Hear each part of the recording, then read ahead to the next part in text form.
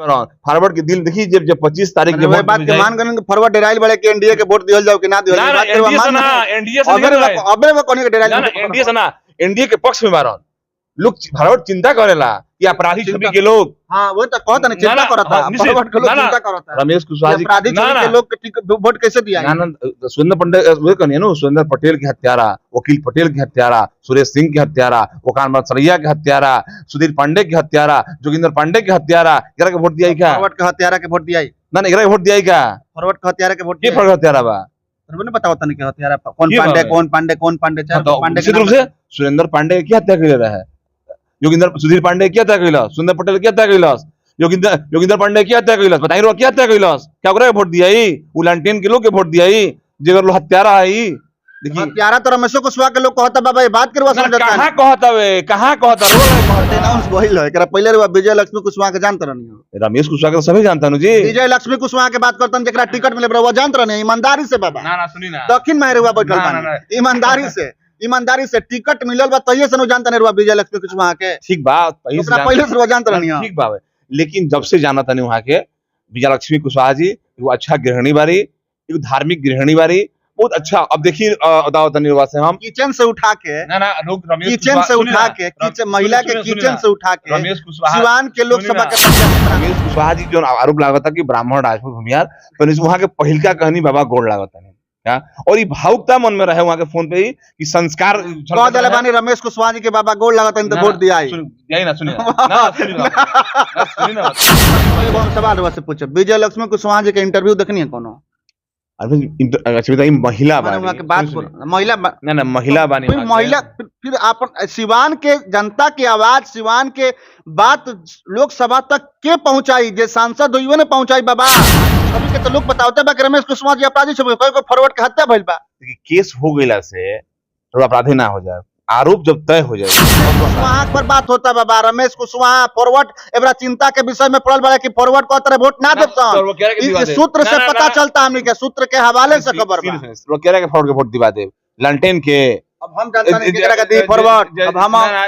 दिन नमस्कार आज हम पहुंचल बानी सिवान जिला के बढ़िया में और लोकसभा चुनाव के लेकर के चर्चा हुई हमरा साथ में बानी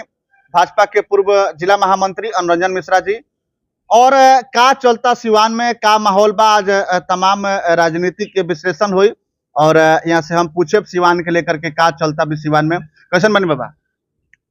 गिरोह के अभिनंदन बा बहुत दिन बाद दर्शन भइल बा अभिनंदन वंदन स्वागत बा सुबह दर्शन भइल का चलता सिवान में का चलता देखिए सिवान में क्या पूरा देश में एक ही नारा बा कि अब की बार 400 पार करे के बा अब फिर से एक बार मोदी सरकार बनाए के बा अब की बार 400 पार अब की बार 400 अच्छा सिवान के रहे वाला बानी सिवान में जौन गतिविधि बाबी जैसे कि एनडीए से आयल बनी रमेश कुशवाहा के पत्नी विजय लक्ष्मी कुशवाहा का टिकट मिलल बा महागठबंधन से टिकट मिलल बा पता चलता कि अवध बिहारी चचा के टिकट मिलल बा इन्हें निर्दलीय से हैना साहब के चुनाव के मैदान में आवे के चर्चा बा ए स्थिति में का कहे का रही स्थिति रउरा पार्टी के का स्थिति रही सिवान में देखिए पार्टी हमरा के कमल क्लब के प्रदेश प्रभारी नहीं लेबा जेकरा वजह से हम बिहार के विभिन्न जिला में भी लोकसभा भ्रमण भइल बावे बिहार के हम सिवान के बात करें हम बिहार के मूड बाकी 400 सीट जन बावे वो नरेंद्र मोदी के झोल में जाएगी और सिवान जन बावे एनडीए के तौर पर जदयू के खाता में गई बावे और जनता दल यू विजय लक्ष्मी जी के अपन प्रत्याशी नहीं लेबा एनडीए के प्रत्याशी विजय लक्ष्मी जी बानी और सिवान कभी भी जनसंघ के क्षेत्र रहल बा जनसंघ के गढ़ रहल बावे सिवान से लगातार भारतीय जनता पार्टी के समर्थन से ओम प्रकाश जी निर्दलीय फिर भारतीय जनता पार्टी के सिंबल से ओम प्रकाश जी 9 में 14 में फिर 19 में कविता सिंह प्रत्याशी के रूप में और फिर 24 में विजय लक्ष्मी जी आयल बनी और हमनी के पूरा उम्मीद बा कि सिवान की जनता नरेंद्र मोदी के पक्ष में वोट करी लहर भी बावे और विजय लक्ष्मी जी 4 लाख से अधिक वोट से चुनाव जीत के दिल्ली लोकसभा के अंदर जाए के काम करे सबसे बड़ा सवाल बा बाबा एगो ब्राह्मण समाज से आइले और जौन फॉरवर्ड के स्थिति बा पूरा सिवान जिला में फॉरवर्ड एबरा चिंता करता एबरा मतलब कि एगो अलग स्थिति में फॉरवर्ड पहुंच चुकल बा कि हमनी के वोट केकरा के दी देला लेकिन एबरा फॉरवर्ड के चिंता बढ़ गई बाटे रमेश कुशवाहा के पत्नी विजय लक्ष्मी कुशवाहा के टिकट मिलला से देखिए इरवा का मानता ना ऐसा कोनो नहीं है सब अफवाह बावे सिवान में कोनो बैकवर्ड फॉरवर्ड नहीं है सिवान में कोनो हिंदू मुसलमान नहीं है नरेंद्र मोदी के सबका साथ सबका विकास सबका विश्वास कि आपराधिक छवि के व्यक्ति के पत्नी के टिकट मिलल बा कोई यो चर्चा होता क्षेत्र में बाबा जो सच्चाई बताओ ना सच्चाई कि अपराधी के पत्नी को टिकट दिया गया है ये पर भी चर्चा चलता देखिए हमनी के नेता मंगल पांडे जी बानी, तो नरेंद्र मोदी जी के 10 साल के विकास और मंगल पांडे के 5 साल लगातार स्वास्थ्य मंत्री, फिर अभी वर्तमान में भी स्वास्थ्य मंत्री बानी, यहाँ के लगातार विकास सिवान में जितना वहाँ काम कैले बानी स्वास्थ्य मंत्री के रूप में, कुछ दिन रहनी पथ निर्माण मंत्री तो पथ निर्माण मंत्री के रूप में, ये तमाम विकास के बीच हमनी के जनता के बीच जैम सन और जनता विजयलक्ष्मी जी के अपार वोट से चुनाव जिताई। देखिए हमनी के नेता मंगल पांडे जी बानी। मंगल पांडे के बात नहीं क्या होता बाबा, ना, बताओ तनी, बात हम- विजय ना, लक्ष्मी सुनी ना, कुशवाहा के बात सुनी होता ना। तो बार बार मंगल पांडे के ना, बात ना, करते बताओ तनी। और ये भारतीय जनता पार्टी, लक्ष्मी कुशवाहा के बात बताओ करता तनी नहीं। वैसे विजय भारतीय लक्ष्मी जनता कुशवाहा पार्टी की कार्यकर्ता, जनता दल यू के,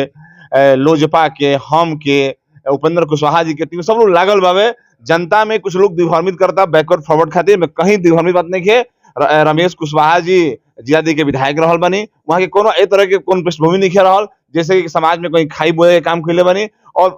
जनता दल यू तो लोग बताओ ता सूत्र से पता चलता कि आपराधिक छवि रहल बा रमेश कुशवाहा जी के, क्वेश्चन बात करता नहीं रहुआ महाराज। अब मान ली आपराधिक छवि रहल बावे, इनवकिया प्रमाणित करते आपराधिक छवि रहल बावे, लोग चर्चा करता कहीं लेकिन समाज में कुछ लोग दिग्भ्रमित करे के प्रयास कर रहल बावे। अब ई बताई रोरे बताई, जोगिंदर पांडे जी की हत्या हो गई, सुधीर पांडे जी की हत्या हो गई, वहां के ब्राह्मण रहनी, ये सुरेंद्र पटेल की हत्या हो गई, वकील सिंह पटेल की हत्या हो गई। का ऐसा हत्यारा जी हत्या करा दिला ओकरा परिवार के चाहे ओकरा दल के वोट करे काम करी क्या? बाबा एगो हम सवाल रहुआ से पूछे, विजय लक्ष्मी कुशवाहा जी के इंटरव्यू देखनी है कोनो? अच्छा बताइए, महिला माने वहाँ के बात महिला ना ना महिला बानी, फिर महिला फिर अपन सिवान के जनता की आवाज, सिवान के बात लोकसभा तक के पहुंचाई, जे सांसद हुई ने पहुंचाई बाबा। देखिए महिला बानी वहाँ के, तो पहला बार क्यों घबरा जाला, हमनियों को पहला बार जब आप क्यों घबरा जाला, इसे उस खबरें पता नहीं कि विजयलक्ष्मी जी बहुत सुलझल महिला बानी और वहाँ के सिवान के हर आवाम से सीधे मिले। रमेश कुशवाहा जी की भी कोई काम नहीं है, वहाँ के भले पति बानी वहाँ के, लेकिन वो आश्वासन हम देता नहीं, आश्वस्त जनता के करते नहीं सिवान लोकसभा क्षेत्र की जनता के कि विजयलक्ष्मी जी से सीधे लोग मिली और जो बात रखे कोई विजयलक्ष्मी जी लोकसभा के अंदर रखे, मोदी जी के पास रखे, नीतीश जी के पास रखे, मंगल पांडे जी के पास रखे, अधिकारी के पास रखे, मैं कहीं दूर आए नहीं के। सिवान में एनडीए की ही उम्मीदवार जीती, अभी कोनो हवा बा, कोनो बिहार बा, कोनो अफवाह बा, वो सब दूर हो जाई। नरेंद्र मोदी के लहर के आगे सब फीका पड़ जाई। मनोरवा ये बात के नहीं मानत कि फॉरवर्ड क्लास के लोग में चिंता के विषय जरूर जागल बा कि वोट कहीं एकदम बाबा भाई बात अरे हमनी के ग्राउंड पर जाता नहीं सब देखत नहीं सब लोग कहत कि हमके का करी सन, हमके का बाबा केकरा के वोट दिसन, हमनी के फॉरवर्ड क्लास के लोग कहत कि हमके केकरा के वोट दिसन, हमनी के समझ में नहीं के आवत। बताएंगे कहानी है कि सुधीर पांडे की हत्या हो गई, जोगिंदर पांडे की हत्या हो गई, क्या फॉरवर्ड क्लास के लोग भुला गए बाबे अपन पूर्वज की हत्या? अपराधी छवि के लोग तो बताओ, रमेश कुशवाहा के बताओ, रमेश कुशवाहा जी के आपराधिक छवि के लोग बताओ तब अपन प्रमाण दे,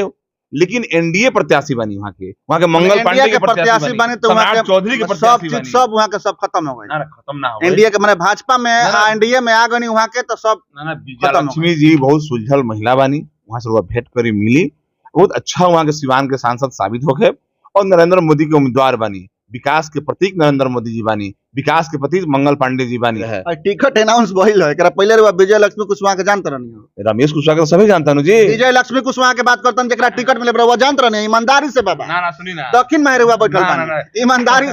ईमानदारी से टिकट मिलल बा तइए से नो जानत नहीं रुआ विजय लक्ष्मी कुशवाहा के। ठीक बात, पहले से जानत रहनी हो, ठीक बात, लेकिन जब से जाना था वहाँ के विजयलक्ष्मी कुशवाहा जी वो अच्छा गृहिणी बारी, एक धार्मिक गृहिणी बारी, बहुत अच्छा। अब देखिए से हम किचन से उठा के लोग किचन से उठा के महिला के किचन से उठा के रमेश कुशवाहा सिवान के लोकसभा के प्रत्याशी बना दिया। सुनिए ना, रमेश कुशवाहा जी से आज से 5-7 दिन पहले जब हमारा बात होता रहा टेलीफोन पर, तो निश्चित रूप से रमेश कुशवाहा जी से भी हमारा कोनो उतना अभी घड़ी लगाव नहीं है, लेकिन विधायक वहाँ जनता दल यू के सही बात बताओ तने, अब हां लगाव नहीं के, अब ये तो लोग कहत बाबा के कोनो जाने पहचान नहीं, सही बात ना। देखिए के है विजय लक्ष्मी कुशवाहा, कहां के है, केहू ने कहीं घरों ने केहू जाने। सुनिए ना, देखिए हमनी के भारतीय जनता पार्टी के कार्यकर्ता बानी सन और हमनी के नरेंद्र मोदी के एगो सिपाही बानी सन और हमनी के सिवान के नेता आज पूरा देश के नेता बनन मंगल पांडे जी, जनता हमनी के नेता अभिभावक बनन। जब हमनी बात होते रहे तो रमेश कुशवाहा जी से हमारा मैंने संबंध 2015 के विधायक से ही बावे, लेकिन ना होला कि 20 के कालखंड में तो हमने की भाजपा चुके कहता बने सन जदू एने सोने भाई। तो निश्चित रूप से देखिए रमेश कुशवाहा जी जो आरोप लागता कि ब्राह्मण राजपूत भूमियार, तो वहाँ के पहिल का कहनी बाबा गोड़ लागता नहीं, क्या और ये भावुकता मन में रहे वहां के फोन पे ही कि संस्कार कह दिले बानी रमेश कुशवाहा जी के बाबा गोल लागत तो वोट दिया यही ना सुनिए सुनी बतिया सुनिए ने जोन वहां पे जोन आरोप लागत हवे ये बहुत गलत आरोप हवे रमेश कुशवाहा जी पे जोन आरोप लागत हवे चिल महार के कौन देखो ना चिलमरबा कांड वहां के हइए नहीं की ओमे तो अमरजीत कुशवाहा जी सदैव राम जी बानी ओमे अपराधी छवि के तो लोग बतावते बा कि रमेश कुशवाहा जी अपराधी छवि कोई फॉरवर्ड के हत्या भइल बा केस हो गइला से तो अपराधी ना हो जाए आरोप जब तय हो जाए तब वो अपराधी हो जाए माने लोग चर्चा करते हैं बात के कि अपराधी छवि के लोग बतावता स्पष्ट बात बावे फॉरवर्ड के कोई को हत्या भइल बा स्पष्ट बात बावे कि देश में नरेंद्र मोदी की आवश्यकता बावे और पूरा देश की जनता जन बावे कश्मीर से कन्याकुमारी तक माने उत्तर पश्चिम पूरब दक्षिण पूरा जो देश के चारों कोना बावे सब लोग एक ही नारा करता फिर से एक बार मोदी सरकार और अब की बार 400 पार तो 400 में सिवानो बा रमेश कुशवाहा पर बात होता बाबा रमेश कुशवाहा फॉरवर्ड एबरा चिंता के विषय में पड़ल बा कि फॉरवर्ड को तरह वोट ना देता इस सूत्र से पता चलता हमनी के सूत्र के हवाले से खबर बा वो कह रहा है कि फॉरवर्ड के वोट दिवा दे लंटेन के अब हम जानता नहीं केकरा के दी फॉरवर्ड अब हम दिन हरे जनबा हत्या कर दी अभी हाल में नीतीश कुमार जी अलग भइल नहीं है तो फिर 2005 वाला दिन आगे हत्या का आरोप तब रमेश कुशवाहा के ऊपर भी लगा था फॉरवर्ड का हत्या का आरोप लगा था आरोप का देखिए सब हमें बात बावे सिवान में कागज में कहीं कागज का झूठा कैसे कह दे सिवान में कहीं बैकवर्ड फॉरवर्ड नहीं खे सिवान में कहीं हिंदू मुसलमान नहीं खे सबका साथ सबका विकास सबका विश्वास के साथ सब लोग विजयलक्ष्मी जी के वोट करी 25 मई के लोग कसम खा ले बा कि पहले मतदान ओकरा बाद जलपान करे तीर छापर बटन दबाए नरेंद्र मोदी मंगल पांडे के उम्मीदवार के चुनाव जिताए और दिल्ली भेजे बताओ तो 4 जून से भेंट हुई 4 लाख से अधिक चुनाव से विजयलक्ष्मी जी चुनाव जीती 4 जून के नरेंद्र मोदी जी 4 लाख पार करे 4 लाख सिवान में तो कौन लड़ाई नहीं खे मंगल पांडे के बात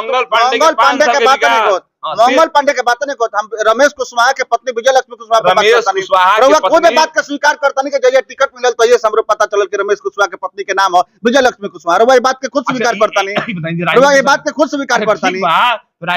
लेकिन मंगल पांडे मोदी कहले हम बात करते हैं विजयलक्ष्मी कुशवाहा के बताई बिया हमनी के बोले बनी सन तो काटी के मंगल पांडे जी के विकास सिवान के अंदर बा सिवान के लाल होवन सिवान के गौरव होवन बारवा के मेडिकल कॉलेज जीएनएम कॉलेज इतना उनका विकास गिनवाए लगी हम तो कई दिन लग जाये तो बिया हमनी बोले बानी सन मंगल पांडे जी सिवान में अगर बीज बोले बानी तो काटी के रोगा काटे भारतीय जनता पार्टी की कटा कटियन फॉरवर्ड के दिल देखी जब 25 तारीख के बात के मान गन फॉरवर्ड डेराइल बड़े के एनडीए के वोट दियल जाओ कि ना दियल बात के ना एनडीए से अबे में कोनी के डेराइल ना एनडीए से ना एनडीए के पक्ष में मारन लोग फॉरवर्ड चिंता करेला कि अपराधी छवि के लोग हां वो तो कहता नहीं चिंता करता फॉरवर्ड के लोग चिंता करता रमेश कुशवाहा जी अपराधी छवि के लोग वोट कैसे दिया ना सुरेंद्र पंडे वो कहने नो सुरेंद्र पटेल के हत्यारा वकील पटेल के हत्यारा सुरेश सिंह के हत्यारा ओकान सरैया के हत्यारा सुधीर पांडे के हत्यारा जोगिंदर पांडे के हत्यारा एकरा के वोट दिया क्या फॉरवर्ड के हत्यारा के वोट दिया ना एकरा के वोट दिया क्या फॉरवर्ड के हत्यारा के वोट के फॉरवर्ड हत्यारा बा ने बताओ तने के हत्यारा कौन पांडे चार पांडे निश्चित रूप से सुरेंद्र पांडे की हत्या कर रहा है सुधीर पांडे क्या हत्या कैलाश सुंदर पटेल क्या हत्या कैलाश योगिंदर पांडे क्या हत्या कैलाश बताइए रो क्या हत्या कैलाश क्या करे वोट दिया उलांटेन के लोग के वोट दिया जेगर लोग हत्यारा है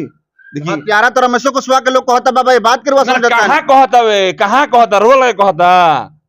रमेश कुशवाहा जी कहना हत्या में इन्वॉल्व बारन बताइए सिद्ध करी रहुआ सिद्ध करी कहना हत्या में